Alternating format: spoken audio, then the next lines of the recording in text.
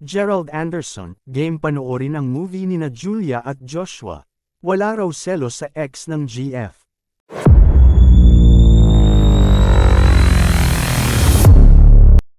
Inamin ng girlfriend ni Gerald Anderson na si Julia Barreto na nag-aalala rin siya dahil sa pagiging real-life superhero ng aktor. Ani Julia sa isang panayam, "I was worried about him. It's a proud moment, of course, but I was really worried.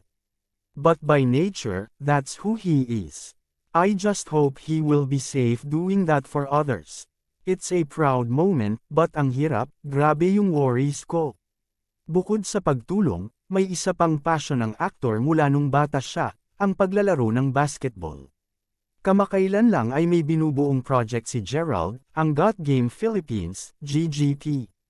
Naghahanap siya ng mga mahuhusay na makakabody niya sa basketball para sa 3 vs 3 competitions.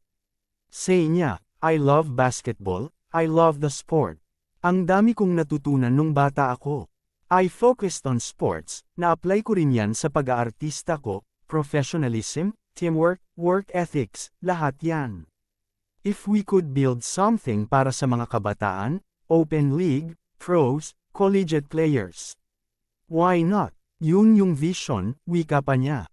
Aniya, ang basketball umano ang kanyang TOTGA, the one that got OWA.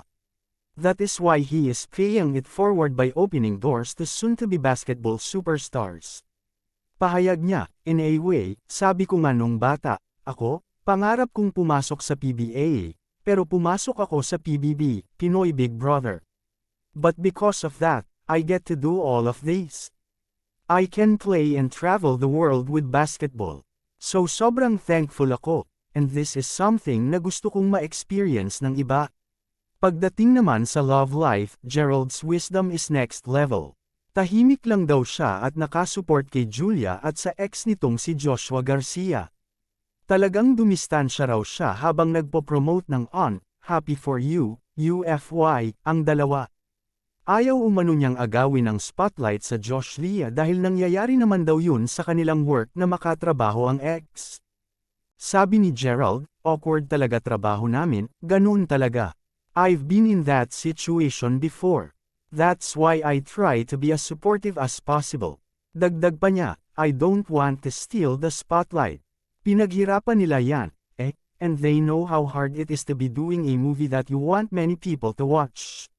Nang tanungin kung panunuorin ba niya ang movie ng Josh Lia, Joshua at Julia, "Yes, of course, I'm going to watch the film." Wow, di bitter at walang selos. True kaya yan, Mr. Gerald Anderson?